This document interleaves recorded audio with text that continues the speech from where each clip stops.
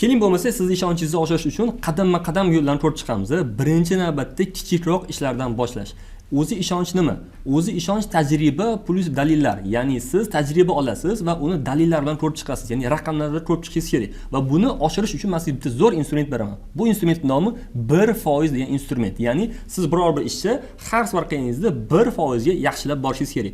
Masalan, siz odamlarning oldida o'zingizni notiq deb tutmoqchisiz. Buni qanaqa boshlash kerak? Birinchi navbatda kichikroq ishdan boshlash kerak. Ya'ni siz oynaga qarab kitob o'qishingiz kerak. Oynaga qarab o'zingizni so'zlaringizga e'tibor berishingiz kerak. Ikkinchi navbatda o'zingizni videoga olishingiz kerak. Ya'ni kamerani oldi tomonda emas, orqa tomondan qo'yib videoga olasiz va videoni qayta va qayta ko'rasiz. O'zingiz yoqmaguncha. Undan keyin bo'lsa kichik guruhlarga o'zingizni ma'ruzalaringizni taqdim qilasiz. Ya'ni 3-4 ta, 5 ta eng yaqinlarga birinchi navbatda, keyin choyxonada o'rtalaringizga va undan keyin g'irt begonalarga bemalol nutq so'zlay olasiz.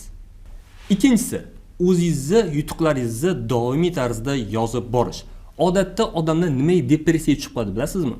Chunki ularda qator muvaffaqiyatsiz urinishlar bo'ladi. Ya'ni sizda bundan oldin 3, 4, 5, 6, 10 marta muvaffaqiyatsiz urinishlar bo'lsa, siz muvaffaqiyatli urinishlarni esdan chiqarib qo'yasiz. Shuning uchun sizda qanday muvaffaqiyatli urinish bo'lishidan qat'iy nazar uni yozib qo'ying. Kichik muvaffaqiyat bo'lsa ham muammosiz. Ya'ni bitta bloknot tutasiz va har kuni bugun ishingizda qanaqa muvaffaqiyatga erishdingiz.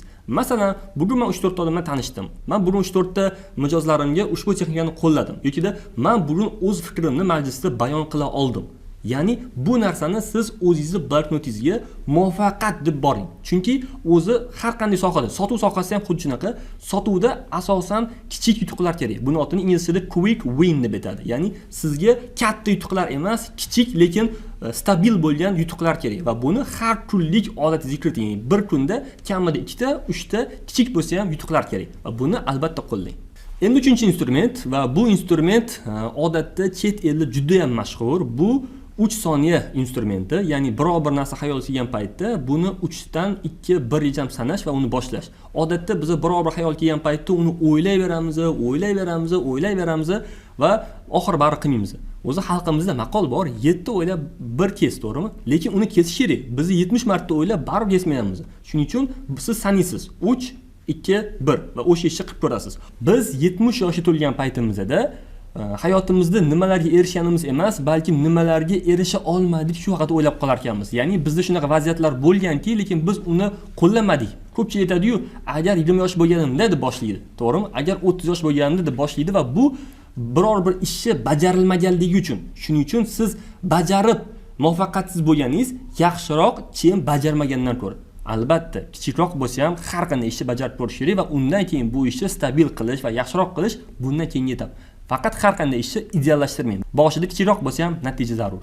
Endi qarang, endi ishonchni juda ham tezlikda oshirish mumkin bo'lgan kichik instrumentlarni ko'rib chiqamiz. Masalan, birinchisi tik turib gapirish, ya'ni tik turib so'zlash. Odatda kimdirlar e'tibor berasiz, ya'ni tana harakatlari deydi-ku, tik tura olmaydi. Nimaga suyanib turadi, cho'kkalab turadi, tizzalarini tik tuta olmaydi va bu ishonchsizlikning belgisi.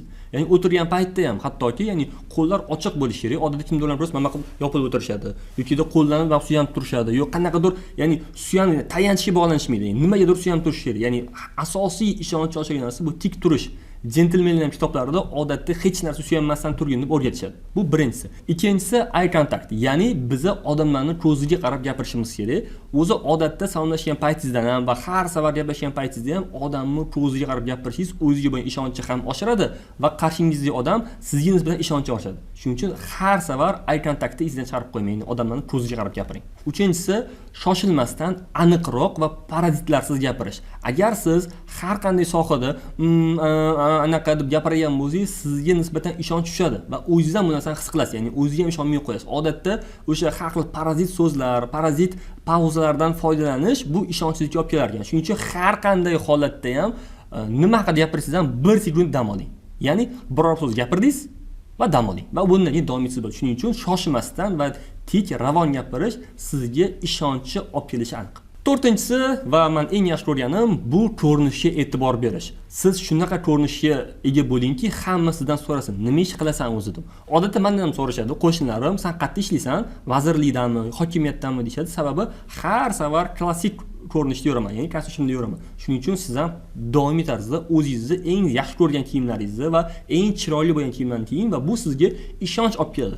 Odatda to'ylarga borganmiz, shunaqa qilib to'g'rimi? To'yga eng chiroyli kimsan boramiz, keyin oynalarga qarab, o'zimizga qarab qo'yamiz. Sababi ishonch ortadi bizga.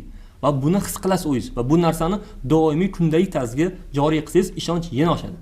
5-instrument, har safar biror bir ish qilmoqchi bo'lgan paytingizda eng yomon nima bo'lishi mumkin? Shuni o'ylab ko'ring. Biz o'zimiz bilmaymiz, oxiri nima bo'lishini va qo'rqib turamiz. O'zi eng yomon nima bo'lishi mumkin? Masalan, mana shu gapni gapirdingiz rahbaringizga, juda chiqib hammaning oldida o'zingizni ma'ruzingizni o'qidingiz. Eng yomon nima bo'lishi mumkin? Kimdir kuladimi? Xo'p, kimdir kulsa, oxir kim yutadi? Siz bari gapira oldingiz-ku bu narsani, to'g'rimi? Shuning uchun eng yomon hodisa qanaqa bo'lishini tasavvur qilib ko'ring. Odatda bu unaqa qo'rqinchli bo'lmaydi. Va siz bu ishni albatta qila olasiz. Ishonch bu tug'ma talant bo'lishi, yoki onasining qornidan bilib tushgan narsa emas va bu doimiy tarzda kichik muvaffaqiyatli keyslar va har safar o'zingizga bo'lgan va'dangizni bajarish va har safar o'zingizni yaxshilab borishingiz olib keladi. Agar siz o'zingiz bilan ishonchingiz oshishini, duxingiz oshishini xohlasangiz, bizni sizga bergan instrumentlarimizni qo'llab ko'ring va albatta natijalarini kommentariyada yozib qoldiring. Shu videoni oxirigacha ko'rganingiz uchun sizga rahmat va keyingi videolarimizda sotuv va biznesga doir, marketingga doir va albatta shaxsiy rivojlanishga doir videolarni o'tib olmaslik uchun bizga obuna bo'ling va albatta video boshqalarga ham foydali bo'lishi uchun videoni do'stlaringizga yuborib qo'ying.